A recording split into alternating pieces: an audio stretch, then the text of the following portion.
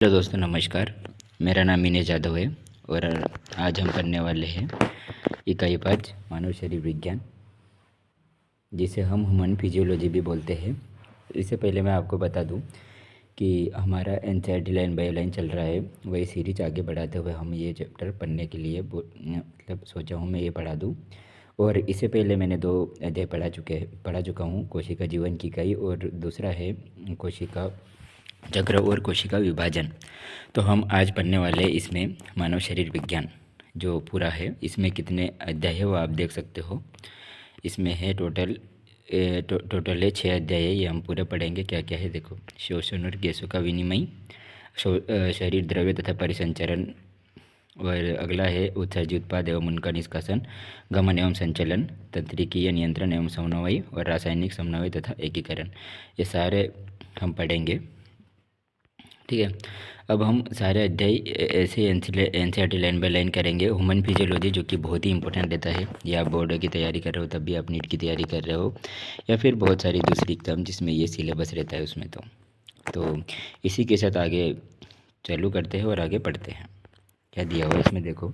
ये यूनिट है, मतलब क्या बोलना चाहिए उसको, यूनिट बोलते हैं, इस इकाई बोलते हैं। उसमें ये इकाई 5 है और हम इसका जो इंट्रोडक्शन दिया हुआ है वो पढ़ते हैं। क्या दिया हुआ है। न्यूनीकरण करता जीवन के स्वरूपों के अध्ययन का उपागम करते हैं। परिणाम स्वरूप भौतिक, रासायनिक संकल्पना एवं तकनीकी के उपयोग में वृद्धि होती है। ऐसे अध्ययनों में बहुतायत से या तो जीवत ऊतक मॉडल का उपयोग करते हैं या फिर सीधे सीधे कोशिका मुक्त प्रणाली का उपयोग करते हैं। एक ज्ञान की अभिवृद्धि के परिणाम स्वरूप आणविक जीव विज्ञान का जन्म हुआ। आज जैव रसायन शास्त्र एवं जैव भौतिकी के साथ आणविक शरीर विज्ञान लगभग पर्यायवाची बन चुका है। हालांकि अब तीव्र गति के साथ यह महसूस किया जा रहा है कि न तो शुद्ध रूप से जैविक उपागम और न ही शुद्ध रूप से न्यूनीकरण आणविक उपागम जैसे वैज्ञानिक प्रक्रम या जीवित प्रत्याभासों के सत्य को उद्घाटित कर पाएगा, ठीक है। अब आगे दिया हुआ है। वर्गीकी जीव विज्ञान हमें यह विश्वास दिलाता है कि सभी जैव प्रत्याभास अध्ययन के अंतर्गत सभी कारकों की परस्पर क्रिया के कारण निर्गत विशिष्टताएं एवं या गुणधर्म है। अणुओं का नियामक नेटवर्क, सुप्रा आणविक जनसंख्या एवं समुदाय हर एक निर्गत गुणधर्म को पैदा करते हैं। इस खंड के अंतर्गत आने वाले अध्यायों में प्रमुख मानव शरीर वैज्ञानिक प्रक्रमों जैसे गैसों का विनिमय, रक्त परिसंचरण, गमन एवं संचलन के बारे में कोशिकीय एवं आणविक भाषा में वर्णन किया गया है। अंतिम 2 अध्यायों के अंतर्गत जैविक समन्वय के बिंदुओं पर चर्चा की गई है। ये इसके इंट्रोडक्शन है, जिसे परिचय भी बोलते हैं। इसके बाद हम देखते हैं आगे। ये जो हमारे एक वैज्ञानिक दिया हुआ है, ये वैज्ञानिक भी बहुत इंपॉर्टेंट रहते हैं, तो इस वैज्ञानिक को भी मैं पढ़ा देता हूँ। आप देख सकते हो, इनका नाम है अल्फोंसो कोटी। अल्फोंसो कोटी, इनका 1822 में जन्म हुआ था। इनकी मृत्यु 1888 में हुई थी। तो आपको ये बताना है कि उनकी मृत्यु कितने साल में हो गई थी, ठीक है। अब देखते हैं। इटालियन शरीर क्रिया वैज्ञानिक अल्फोंसो कोटी का जन्म 1822 में हुआ था। कोटी ने अपना वैज्ञानिक जीवन सरीसृपों के हृदय वाहिका तंत्र के अध्ययन से प्रारंभ किया। बाद में उन्होंने अपना ध्यान स्तनधारियों के श्वसन तंत्र की ओर केंद्रित किया था। सन 1951 में आपने एक लेख प्रकाशित किया जिसमें अपने कर्णावत कोक्लिया की आधारस्थ झिल्ली पर स्थित संरचना में समाहित रोम कोशिकाओं की व्याख्या की थी, जो कि ध्वनि कंपनों को तंत्रिकी आवेगों में परिवर्तित कर देती है, जिन्हें कोटि का अंग कहा गया। अब आपका देहांत वर्ष 1888 में हो गया, लेकिन कितने साल में हुआ ये आपको कमेंट करना है। फिर आगे देखिए। फिर अगला हमारा जो अध्याय है वही चालू हो जाता है। क्या है। श्वसन और गैसों का विनिमय। श्वसन और गैसों का विनिमय, यही वाला चैप्टर जो है वो चालू हो जाता है। श्वसन और गैसों का विनिमय। फिर इसमें है 6 टॉपिक दिए हुए। क्या क्या है। श्वसन के अंग, श्वसन की क्रियाविधि, और गैसों का विनिमय, गैसों का अभिगमन, श्वसन का नियंत्रण, श्वसन संबंधी विकार। ये पढ़ते हैं। आगे देखिए आप इसमें, ठीक है। अब आप इसमें देखिए। इसमें दिया हुआ है, जैसा कि आप पहले पढ़ चुके हैं, सजीव पोषक तत्व जैसे ग्लूकोज को तोड़ने के लिए ऑक्सीजन O2 का परोक्ष रूप से उपयोग करते हैं, जिसमें विभिन्न क्रियाओं को संपादित करने के लिए आवश्यक ऊर्जा प्राप्त होती है। उपरोक्त अपचयी क्रियाओं में कार्बन डाइऑक्साइड CO2 भी मुक्त होती है, जो हानिकारक है। इसलिए यह आवश्यक है कि कोशिकाओं को लगातार O2 उपलब्ध कराया जाए और CO2 को बाहर मुक्त किया जाए। वायुमंडलीय O2 और कोशिकाओं में उत्पन्न CO2 के आदान प्रदान विनिमय की इस प्रक्रिया को श्वासन ब्रीथिंग समन्वय शोषण या रिस्पिरेशन कहते हैं। अपने हाथों को अपने सीने पर रखिए। आप सीनों को ऊपर नीचे होते हुए अनुभव कर सकते हैं। आप जानते हैं कि यह श्वसन के कारण है हम श्वास लेते हैं। इस अध्याय के निम्नलिखित खंडों में श्वसन अंगों और श्वसन की क्रियाविधि का वर्णन किया गया है। अब देखते हैं हम श्वसन के अंग। इसमें जो पहला टॉपिक है वो ठीक है, क्या दिया हुआ है। प्राणियों के विभिन्न वर्गों के बीच श्वसन की क्रियाविधि उनके निवास और संगठन के अनुसार बदलती है। निम्न अकशेरुकी जैसे स्पंज, सिलेंड्रेटा, चपटे कृमि आदि O2 और CO2 का आदान प्रदान अपने सारे शरीर की सतह से सरल विसरण द्वारा करते हैं। केंचुए अपने आर्द्र क्यूटिकल को श्वसन के लिए उपयोग करते हैं। कीटों के शरीर में नलिकाओं का एक श्वसन नलिकाएं होती है जिनसे वातावरण की वायु का उनके शरीर में विभिन्न स्थान पर पहुंचती है ताकि कोशिकाएं सीधे गैसों का आदान प्रदान कर सके। जलीय आर्थ्रोपोडा तथा मोलस्का में श्वसन विशेष संवहनीय संरचना क्लोम गिल द्वारा होता है, जबकि स्थलचर प्राणियों में श्वसन विशेष संवहनीय थैली फुफ्फुस फेफड़ों द्वारा होता है। कशेरुकी में मछलियाँ क्लोम गिल्स द्वारा श्वसन करती है, जबकि एम्फीबिया उभयचर सरीसृप पक्षी और स्तनधारी फेफड़ों द्वारा श्वसन करते हैं। उभयचर जैसे मेंढक अपनी आर्द्र त्वचा नम त्वचा द्वारा भी श्वसन कर सकते हैं। स्तनधारी में एक पूर्ण विकसित श्वसन प्रणाली होती है, दूसरों में नहीं होती, याद रख लेना। अब दिया हुआ है मानव श्वसन तंत्र, यानी कि हमारा जो श्वसन तंत्र है वो कैसे काम करता है। तो हमारा जो श्वसन तंत्र है, हम सांस लेते हैं वो कैसे लेते हैं, नाक से, और हमारे जो काम करता है वो क्या होता है, फेफड़े। ठीक है, अब हम आगे बढ़ते हैं। हमारे एक जोड़ी बाह्य नासाद्वार होते हैं जो होठों के ऊपर बाहर की तरफ खुलते हैं। ये नासा मार्ग द्वारा नासा कक्ष तक पहुँचते हैं। नासा कक्ष ग्रसनी में खुलते हैं। ग्रसनी आहार और वायु दोनों के लिए उभयनिष्ठ मार्ग है। ग्रसनी कंठ द्वारा श्वास नली में खुलती है। कै में खुलती है, श्वास नली में। कंठ एक उपास्थीमयी पेटिका है जो ध्वनि उत्पादन में सहायता करती है, इसलिए इसे ध्वनि पेटिका भी कहा जाता है। भोजन निगलते समय घाटी एक पतली लोचदार उपास्थि पल्ले फ्लैप या कंठच्छेद एपिग्लोटिस से ढक जाती है, जिससे आहार ग्रसनी से कंठ में प्रवेश न कर सके। ग्रसनी एक सीधी नलिका है जो वक्ष गुहा के मध्य तक पांचवी वक्षीय कशेरुकी तक जाकर दाई और बाई दो प्राथमिक श्वसनाली में विभाजित हो जाती है। अब आगे देखते हैं। प्रत्येक श्वसनी कई बार विभाजित होते हुए द्वितीय एवं तृतीय स्तर की श्वसनिका और बहुत पतली अंतस्थ श्वसनिकाओं में समाप्त होती है। श्वसनी प्राथमिक, द्वितीयक एवं तृतीयक श्वसनी तथा प्रारंभिक श्वसनिकाएं अपूर्ण उपास्थि वलयों में अवलंबित होती है। प्रत्येक अंतस्थ श्वसनिका बहुत सारी पतली अनियमित भित्ति युक्त वाहिकायित थैली जैसी संरचना कुपिकाओं में खुलती है, जिसे वायु कुपिका कहते हैं। श्वसनी श्वसनिकाओं और कुपिकाओं का शाखित जाल फेफड़ों की रचना करते हैं। हमारे दो फेफड़े होते हैं जो एक द्विस्तरीय फुफ्फुसावरण प्लूरा से ढके होते हैं और जिनके बीच फुफ्फुसावरणी द्रव भरा होता है। यह फेफड़े की सतह पर घर्षण कम करता है। बाहरी फुफ्फुसावरणी झिल्ली पक्षीय पत्ते के निकट संपर्क में रहती है, जबकि आंतरिक फुफ्फुसावरणी झिल्ली फेफड़े की सतह के संपर्क में होती है। आगे देख लीजिए क्या दिया हुआ है। बाह्य नासाद्वार से अंतस्थ श्वसनिकाओं तक का भाग चालन भाग, जबकि कुपिकाओं एवं उनकी नलिका श्वसन तंत्र का श्वसन या विनिमय भाग कहलाता है। चालन भाग और विनिमय भाग का याद रख लेना, ठीक है।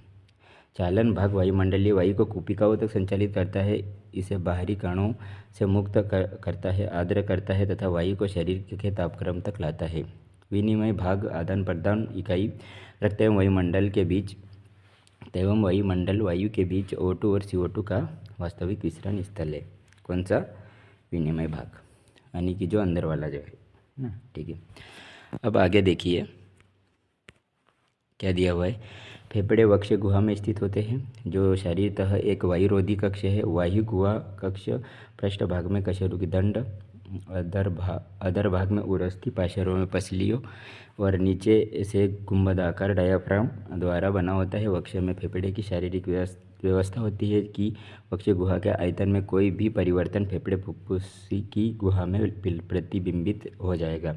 श्वसन के लिए ऐसी अवस्था आवश्यक है, ठीक है। अब हम देख लेते हैं, ये चित्र है हमारा को क्या दिया हुआ है, मानव श्वसन तंत्र का आरेखीय, साथ ही बाह्य फेफड़े का अनुप्रस्थ काट भी दिया हुआ है, ये देख लीजिए आप। ठीक है, इसमें ये बताता है कंठच्छेद दिया हुआ है, ऊपर नो पश्चिमी ये श्वसनली है। इसमें देख लीजिए आप कुपिका दिया हुआ है, क्या क्या दिया हुआ है याद रख लेना। फिर आगे दिया है श्वसन में निम्नलिखित चरण सम्मिलित है। श्वसन में जो चरण सम्मिलित है वो अच्छे से याद रख लेना क्या क्या होता है।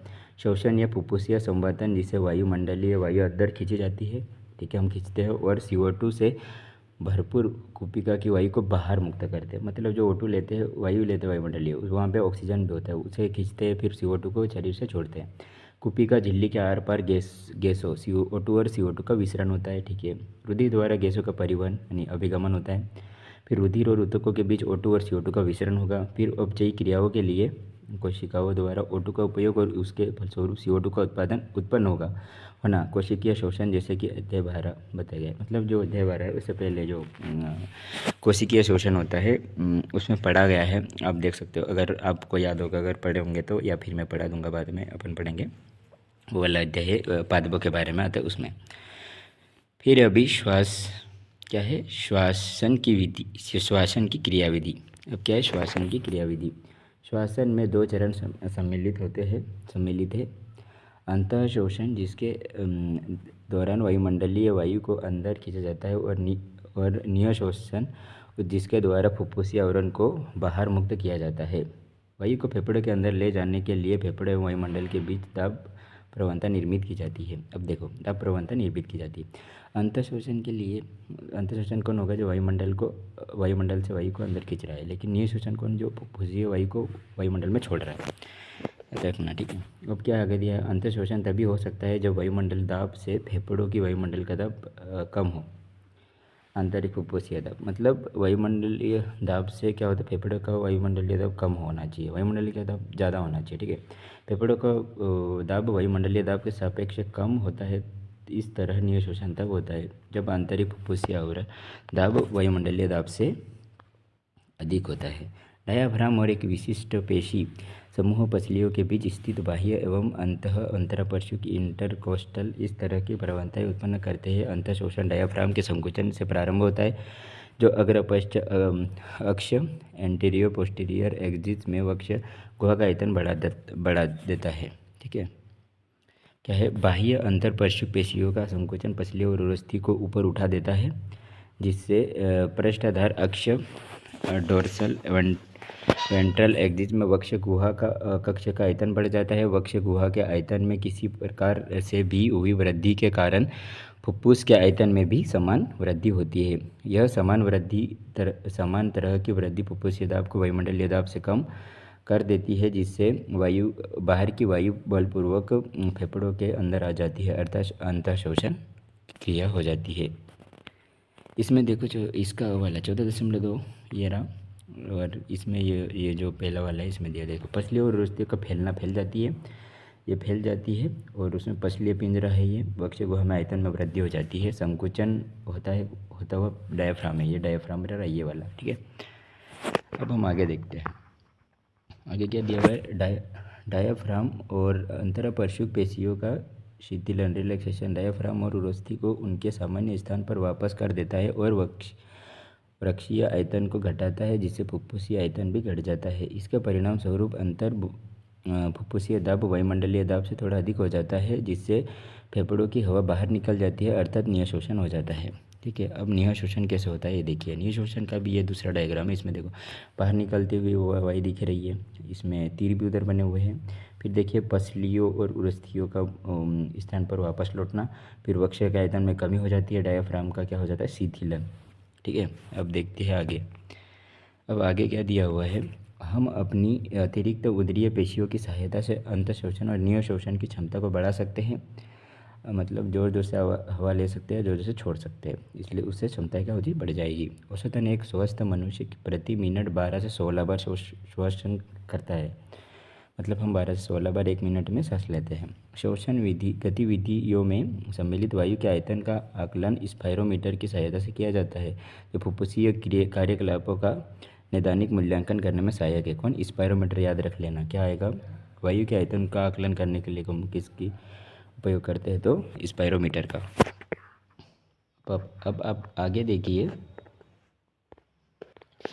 शोषण संबंधी आयतन और क्षमताएं, मतलब जो शोषण से संबंधित है आयतन और क्षमताएं उनके बारे में दिया हुआ है। मतलब कि जो आयतन और क्षमता है वो कितनी होगी, हम कैसे सांस लेते हैं और छोड़ सकते हैं वो वाली, हमारे अंदर क्या क्षमता है वो देखते हैं। पहला है ज्वारीय आयतन, टीडल वॉल्यूम या टीवी के नाम से शॉर्ट में याद रख लेना। सामान्य श्वसन क्रिया के समय प्रति श्वास अंतःश्वासित या निःश्वासित वायु का आयतन लगभग 500 मिलीलीटर होता है, अर्थात स्वस्थ मनुष्य लगभग 6000 से 8000 मिलीलीटर वायु प्रति मिनट की दर से अंतःश्वासित या निःश्वासित कर सकते हैं। 12 से 16 बार था वो, इसलिए वो आप कैलकुलेट कर सकते हो। फिर देखो अगला दिया हुआ है अंतः शोषण। क्या दिया हुआ है? अंतः शोषण सुरक्षित आयतन, इंस्पायरेटरी रिजर्व वॉल्यूम IRV, वायु आयतन की वह अतिरिक्त मात्रा जो एक व्यक्ति बलपूर्वक अंतःश्वासित कर सकता है। यह औसतन 2500 मिलीलीटर से 3000 मिलीलीटर होती है। फिर अगला दिया हुआ है निःशोषण सुरक्षित आयतन, एक्सपायरेटरी रिजर्व वॉल्यूम ERV, वायु आयतन की वह अतिरिक्त मात्रा जो एक व्यक्ति बलपूर्वक निःश्वासित कर सकता है। औसतन यह 1000 मिलीलीटर से 1100 मिलीलीटर होती है। अब अगली देखो दी हुई चौथी वाली जो है वो अवशिष्ट आयतन, रेडियल वॉल्यूम RV, वायु का वह आयतन जो बलपूर्वक निःशोषण के बाद भी फेफड़ों में शेष रह जाता है। इसका औसतन 1100 मिलीलीटर से 1200 मिलीलीटर होता है। उपरोक्त वर्णित कुछ शोषण संबंधी आयतनों को जोड़कर फुफ्फुसीय क्षमताएं, फुफ्फुसीय धारिताएं निकाली जा सकती है, जिनका नैदानिक उद्देश्यों में उपयोग किया जाता है। नैदानिक मतलब किसी को कुछ बीमारी है तो उसके लिए काम आता है। इससे पहले जितनी भी हो चुकी है वो हमारी आयतन थी, वॉल्यूम थे, लेकिन अभी क्या होने वाली है उनको जोड़ जोड़ के क्षमताएं होने वाली है। क्या होनी? कैपेसिटी, मतलब क्षमताओं का मतलब। ठीक है, अब हम देख सकते हैं इसमें सबसे पहले क्या, अंतः शोषण क्षमता, इंस्पायरेटरी कैपेसिटी IC। क्या दिया हुआ है? सामान्य निःशोषण उपरांत वायु की कुल मात्रा आयतन जो एक व्यक्ति अंतःश्वासित कर सकता है। इसमें ज्वारीय आयतन तथा अंतःशोषित सुरक्षित आयतन सम्मिलित होता है, TB और IRV, याद रख लेना।